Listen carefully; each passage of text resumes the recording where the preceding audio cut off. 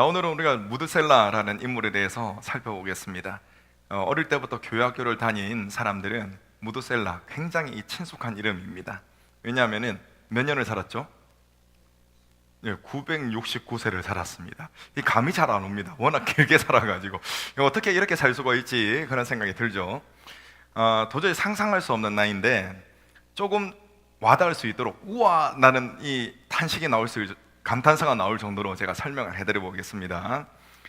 무드셀라가 어느 정도로 살았냐면은 조선 왕조가 519년이었습니다. 그리고 고려가 475년이었습니다. 조선 이 고려 왕조와 조선 왕조를 합한 이 정도를 살았다는 겁니다. 와, 정말 대단하죠. 그리고 조금 다르게 표현을 해보겠습니다. 이 이성계가 조선을 세웠지 않습니까?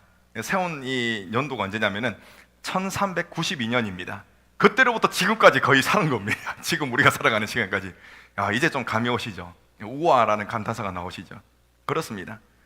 자, 그런데 여러분, 오늘은 저 질문을 드리고 싶습니다. 하나님은 왜 무드셀라를 이처럼 정말 이처럼 길게 살도록 하셨을까요? 우리 그런 질문을 한번 가져봐야 됩니다.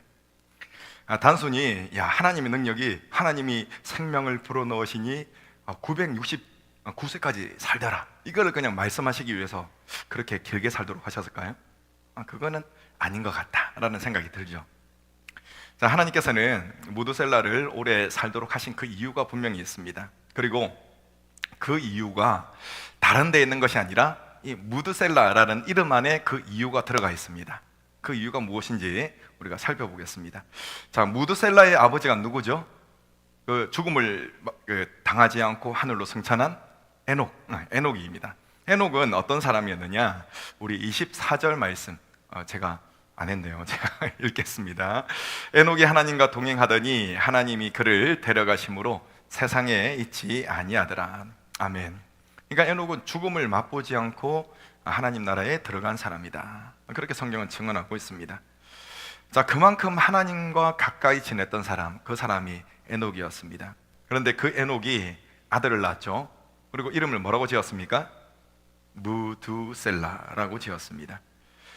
자, 학자들이 이 무드셀라라는 이름의 뜻을 여러 가지로 해석을 하는데 가장 유력한 것이 뭐냐면은 그가 죽으면 심판이 온다라는 겁니다. 그가 죽으면 심판이 온다. 자, 그렇다면 그가 죽는 것과 심판이 오는 것이 도대체 무슨 상관인가? 또 이런 질문이 떠오르거든요. 자, 이를 이해하기 위해서는 이 고대 그 이스라엘 지역 고대 근동이라고 그러거든요.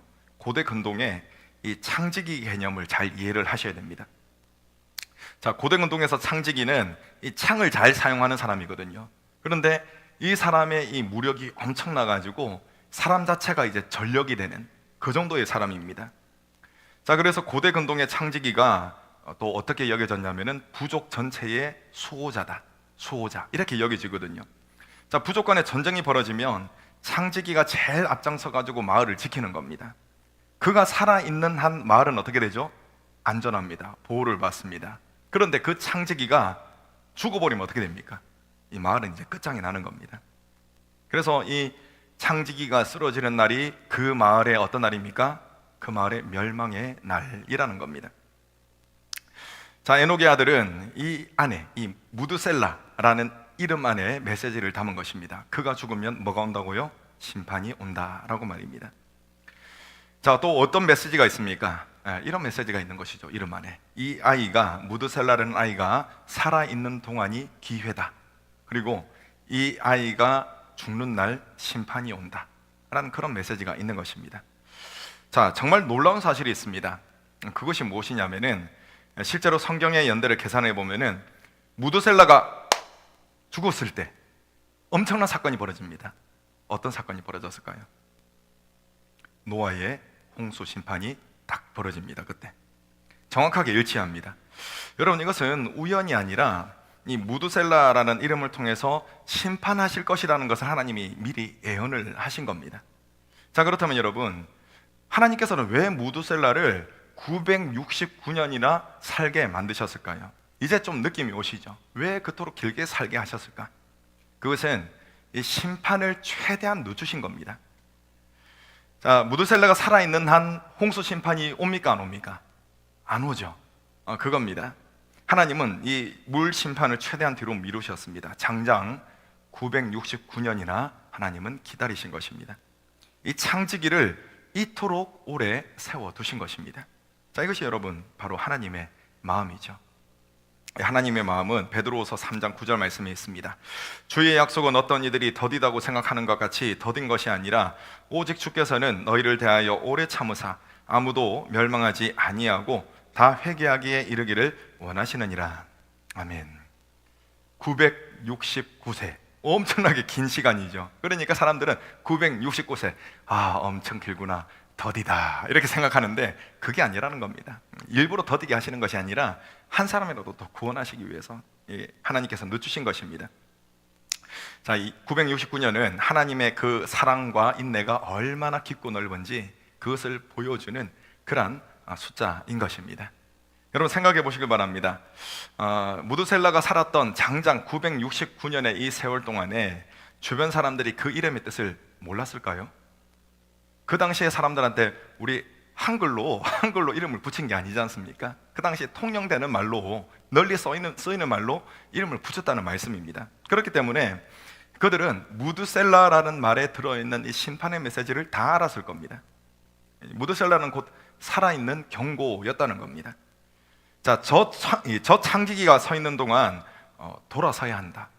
저 창지기가 죽는 날 끝난다 라는 것 정도를 다 알고 있었을 겁니다. 자, 여러분 이것을 우리가 확실히 알 수 있는 증거가 있거든요. 자, 베드로후서 2장 5절 말씀 제가 읽어드리겠습니다. 옛 세상을 용서하지 아니하시고 오직 의를 전파하는 노아와 그 7 식구를 보존하시고 경건하지 아니한 자들의 세상에 홍수를 내리셨으며. 아멘. 자, 여기서는 노아가 전파하는 게 있대요. 전파가 뭐냐면 의입니다. 의. 하나님의 의는 뭐냐? 하나님의 그 사랑, 조건 없는 아가페의 사랑도 하나님의 의입니다. 그런데 하나님은 사랑 그 자체이시기도 하시고 또 하나님은 정의 그 자체이시기도 하십니다. 그래서 하나님께서는 반드시 죄를 심판을 하시거든요. 그래서 이 노아가 전한 의는 뭐냐면은 이 두 가지를 다 담고 있는 겁니다. 자, 사랑의 하나님께서는 또 동시에 공의의 하나님이시기 때문에 심판을 하실 수밖에 없다. 그렇기 때문에 노아가 계속 외치는 것이죠. 심판을 피해야 된다. 그래서 사람들한테 심판의 때가 온다는 것을 이야기를 하고 노아는 무엇을 만듭니까? 산꼭대기에 방주를 만드는 것이죠. 이것을 보면은 여러분 산꼭대기에 있다는 것은 어디를 봐도 그 방주가 보인다는 겁니다. 노아가 아주 선명하게 의를 전파하고 있었다는 것입니다. 여러분 이 기간이 어떤 기간이었겠습니까? 무드셀라라는 인물이 눈을 뜨고 살아있는 기간이었다는 것입니다. 자, 그래서 무드셀라라는 그 존재 자체로 그가 죽으면 심판이 온다라는 메시지가 선포되고 있었고 또 노아가 방주를 만들므로써 또 심판이 온다는 것을 전하고 있었고 이뿐만 아니라 노아가 사람들한테 선포하면서 하나님께서 심판하신다라면서 이 삼중적으로, 그렇지 않습니까? 삼중으로 심판을 계속 선포를 하고 있는 것입니다. 너무나 이것이 선명해가지고 이 무드셀라의 존재, 방주를 만드는 것, 노아가 전하는 메시지 다르게 해석할 여지가 없습니다. 하나님이 심판하신다, 하나님이 너희들을 너무나 사랑하시기 때문에 피할 길을 내신다, 이것 외에는 해석할 여지가 없는 것입니다. 자, 그런데 사람들은 어떻게 했습니까? 너무나 잘 아시죠? 돌아오지 않았습니다. 노아를 정신 나간 사람, 이렇게 여겼던 것입니다. 얼핏 생각을 해보면 노아가 입을 연 순간부터 심판이 이제 예언되었다 이렇게 생각할 수가 있지만 그렇지 않습니다. 언제부터 심판이 예언되었습니까? 에녹이 아이를 낳아가지고 무드셀라라고 이름을 지은 그 순간부터 심판이 예언이 되었던 것입니다. 그렇기 때문에 이 심판이 예언된 기간이 장장 몇 년입니까? 969년이었던 것입니다. 자, 창지기가 버티고 서 있는 동안 회개하는 이가 없었습니다. 지금 이 땅에서 어떻게 더 잘 먹고 다른 사람들보다 비교해가지고 내가 더 좋은 사람으로 내가 떵떵거리며 살까, 이 생각뿐이었지 하나님의 심판은 이 관심이 없었습니다. 메시지를 들었습니다. 그리고 눈에 보이는 이 방주를 만드는 메시지도 있었고 무드셀라라는 아주 선명한 메시지도 있었습니다. 그런데 이들은 이 땅의 것만 바라보며 살아가기 때문에 그 메시지에 귀를 기울이지 않았습니다. 결국 홍수 심판이 임했고 심판 메시지를 무시했던 모든 이들은 다 죽고 말았던 것입니다. 그것이 성경에 기록이 되어 있습니다. 여러분, 우리에게도 무드셀라가 있습니다. 자, 그렇다면 우리에게 있는 무드셀라가 무엇이겠습니까? 따라하시면 감사하겠습니다. 바로 지금이 무드셀라다. 지금이 무드셀라다. 그렇습니다, 여러분. 지금이 무드셀라입니다. 심판이 아직 오지 않았지 않습니까? 우리가 살아가고 있는 지금이 뭡니까? 바로 무드셀라라는 것입니다. 오늘이라는 창지기가 서 있는 동안 우리 이웃들이 돌아올 수가 있습니다. 하나님이 과거 969년을 기다리셨다면 지금은 더 긴 세월을 기다리고 계시는 것입니다. 특히 하나님께서는 여러분들의 이웃, 또 우리 교회 주변의 마을에 있는 그런 이웃들이 돌아오기를 간절히 원하십니다. 하나님의 심판은 아직 오지 않았습니다. 그것은 아직 뭐가 있다는 겁니까? 돌이킬 수 있는 기회가 있다는 겁니다. 하나님이 기다리시는 그 시간이 바로 어떤 시간이냐? 우리가 전도를 해야 하는 그런 시간입니다. 자, 혹시 마음에 품고 기도해온 그 사람이 있다면 여러분 계속해서 기도하시길 바랍니다. 정말 이 화강암처럼 너무 단단해가지고 꿈쩍하지 않는 그 누군가가 있을 수도 있습니다. 그렇지만 여러분 969년을 인내하신 그 하나님을 떠올리시면서 기도하시길 바랍니다. 여러분, 하나님께서는 어떤 마음을 가지고 계신다고 했습니까? 단 한 사람도 멸망치 않고 구원에 이르기를 하나님은 간절히 원하시는 것입니다. 그 마음이 무드셀라라는 이름 안에 담겨져 있습니다. 자, 969년을 인내하신 하나님의 마음, 그 하나님의 마음이 우리에게 부어지기를 원합니다. 그래서 우리도 그 한 사람을 위해서, 이웃 영혼들을 위해서 인내하며 또 기도하기를 원합니다. 여러분, 창지기는 아직 건재하게 서 있습니다. 그런데 그 창지기가 쓰러질 날이 언젠지는 아무도 모릅니다. 그때와 그 시는 누구만 아신다고 했습니까? 천사도 모르고 아들도 모르고 오직 하나님 아버지만 아시느니라 라고 했습니다. 여러분, 아직도 시간이 있는 그 기간 동안에 여러분들의 주변에 있는 많은 사람들에게 진리가 되시는 예수 그리스도를 전하시길 바랍니다. 특별히 이 놀라운 복음 전파의 일에 하나님께서는 우리 명례교회, 우리 믿음의 가족들을 세우셨습니다. 그래서 또 전하도록 하셨습니다. 그래서 지금 일단 6월 3, 4일 우리가 전도하고 초청하고 있지 않습니까? 그렇다면 우리가 할 수 있는 일이 무엇입니까? 하나님은 할 수 없는 것을 하라고 하지 않으십니다. 하나님은 할 수 있도록 능력을 주시고 또 하라고 하시는 것입니다. 우리가 지금 우선적으로 할 수 있는 것은 기도입니다. 그래서 이 주일 오후 시간에 우리가 기도의 톱니바퀴로 보입니다 라고 선포를 한 것이죠. 그래서 먼저는 우리가 기도를 해야 됩니다. 하나님의 마음이 먼저 부어져야 돼요. 그래야지 우리가 하나님의 마음을 가지고 간절하게 기도를 할 수가 있는 것입니다. 그리고 그 이후에 하나님의 능력이 부어지고 우리의 입술을 통해서 또 우리의 삶을 통해서 이웃들이 예수님께로 돌아올 수가 있는 것입니다. 여러분, 이 무드셀라의 기간을 또 우리는 살아가고 있습니다. 또 다른 무드셀라를 우리는 살아가고 있습니다. 그때 하나님께서는 우리에게 말씀하십니다.